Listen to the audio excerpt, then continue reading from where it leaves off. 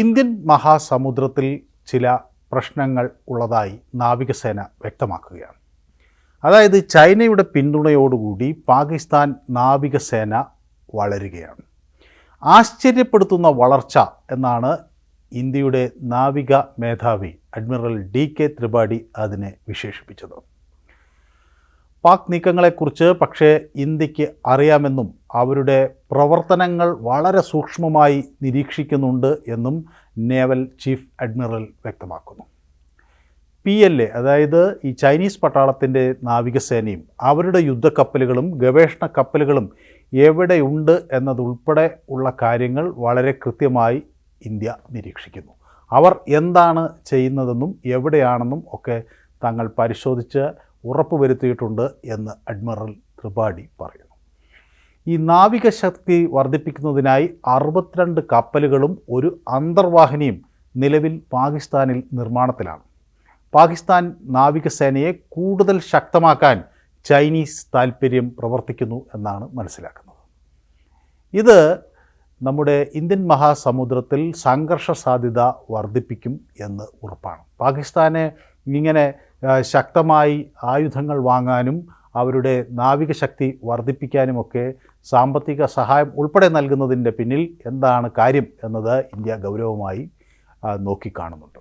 പാകിസ്ഥാൻ്റെ സമുദ്രമേഖലയിലെ വൈദഗ്ധ്യം വർദ്ധിപ്പിക്കാൻ ചൈന സഹായിക്കുന്നു എന്ന് പറയുമ്പോൾ അതിൽ നിന്ന് പാകിസ്ഥാനെ ഒരു സൈനിക ശക്തിയാക്കാൻ ചൈന വെമ്പൽ കൊള്ളുന്നു എന്നാണ് മനസ്സിലാക്കേണ്ടത്. അതിൻ്റെ താല്പര്യം എന്താണ് എന്നതുകൂടി നമ്മൾ പരിശോധിക്കേണ്ടതുണ്ട്. ചൈനീസ് പിന്തുണയോടെ പാകിസ്ഥാൻ നാവികസേന യുദ്ധക്കപ്പലുകളും അന്തർവാഹിനികളുമൊക്കെ നിർമ്മിക്കുന്നുണ്ട്. 8 പുതിയ അന്തർവാഹിനികൾ പാകിസ്ഥാൻ നാവികസേനയുടെ പോരാട്ട ശക്തി വർദ്ധിപ്പിച്ചിട്ടുണ്ട് അടുത്തിടെയായി എന്നാണ് ഇപ്പോൾ നമുക്ക് വ്യക്തമാകുന്നത്. അപ്പോൾ ഏതായാലും അവരുടെ കഴിവുകളെക്കുറിച്ചും ഒക്കെ നമുക്ക് പൂർണ്ണമായി അറിയാം എന്ന് നാവിക സേനാ മേധാവി പറയുന്നു. അയൽക്കാരിൽ നിന്നുള്ള എല്ലാ ഭീഷണികളും നേരിടാൻ ഇന്ത്യ പല രീതിയിൽ പ്രവർത്തിക്കുന്നുണ്ട് എന്നും ചീഫ് അഡ്മിറൽ വ്യക്തമാക്കുന്നുണ്ട്.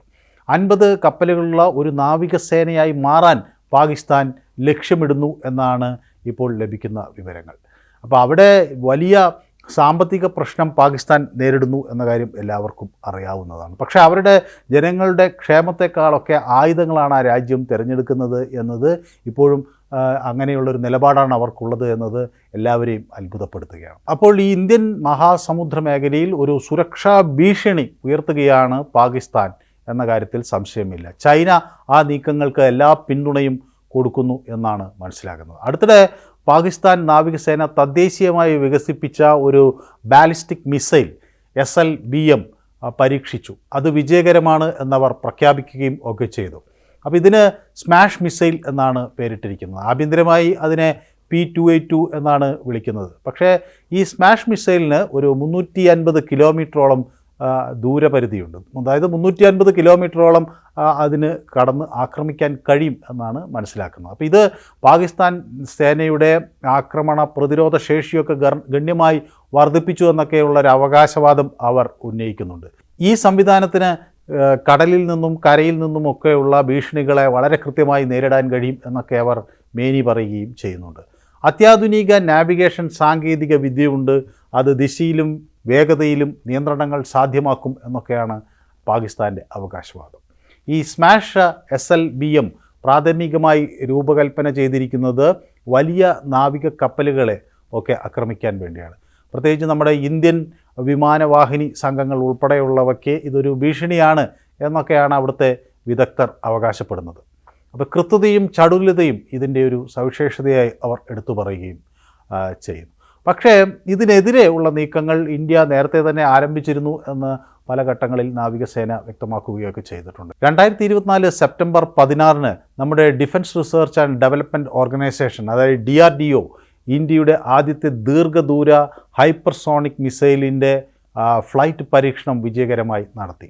വ്യത്യസ്ത തരം പേലോഡുകൾ വഹിക്കാൻ കഴിയുന്ന തരത്തിലുള്ള ഈ മിസൈൽ വലിയ ഗുണം ഇന്ത്യൻ നാവികസേനയ്ക്ക് ചെയ്യും എന്നാണ് മനസ്സിലാക്കുന്നത്. ഇതിൻ്റെ ഒരു ശക്തി എന്ന് പറയുന്നത് ഏതാണ്ട് 1500 കിലോമീറ്ററിലധികം ദൂരം താണ്ടാൻ കഴിയും എന്നതാണ്. അതായത് പാകിസ്ഥാനിലെ കറാച്ചി ആയിക്കോട്ടെ, ലാഹോർ, ഇസ്ലാമാബാദ്, റാവൽപിണ്ടി, ഫൈസലാബാദ് ഇവിടെയൊക്കെ ഹിറ്റ് ചെയ്യാൻ ഇത് കഴിയും. അതുമാത്രമല്ല ചൈനയിലെ ടിബറ്റ് ഒക്കെ ഉൾപ്പെടുന്ന പ്രദേശത്തേക്ക് വരെ ആക്രമിക്കാൻ അത് ശക്തി നൽകും എന്നാണ് മനസ്സിലാക്കുന്നത്. അപ്പോൾ ഇന്ത്യയുടെ പ്രധാന ഈ അയൽക്കാരിലെ നഗരങ്ങളിലൊക്കെ ഹിറ്റ് ചെയ്യാനുള്ള ശേഷിയുള്ള ഒരു വലിയ സംവിധാനമാണ് അത്.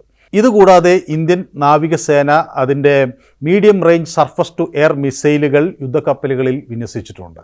PGLR-SAM എന്ന അടുത്ത തലമുറ ഇൻ്റർസെപ്റ്ററും ഇന്ത്യൻ നാവികസേന വികസിപ്പിക്കുന്നുണ്ട്. ഈ നൂതന സംവിധാനം പ്രതിരോധ പരിധി ഗണ്യമായി മെച്ചപ്പെടുത്തും എന്നാണ് പ്രതീക്ഷിക്കുന്നത്. PGLR-SAM മാക്സ് 7 സൂപ്പർസോണിക് ഹൈപ്പർസോണിക് മിസൈലുകൾ ഉൾപ്പെടെയുള്ള അതിവേഗ ആക്രമണങ്ങളെ ചെറുക്കാനും നിർവീര്യമാക്കാനും ഒക്കെ കഴിയും എന്നാണ് നമ്മൾ മനസ്സിലാക്കുന്നത്. PGLR-SAM സുരക്ഷിതമായ അകലത്തിൽ ഈ സ്മാഷ് SLBM പോലുള്ള ഭീഷണികളെ തടയുമെന്നും അത് നിർവീര്യമാക്കും എന്നും ഒക്കെയുള്ള കാര്യങ്ങൾ വ്യക്തമാണ്.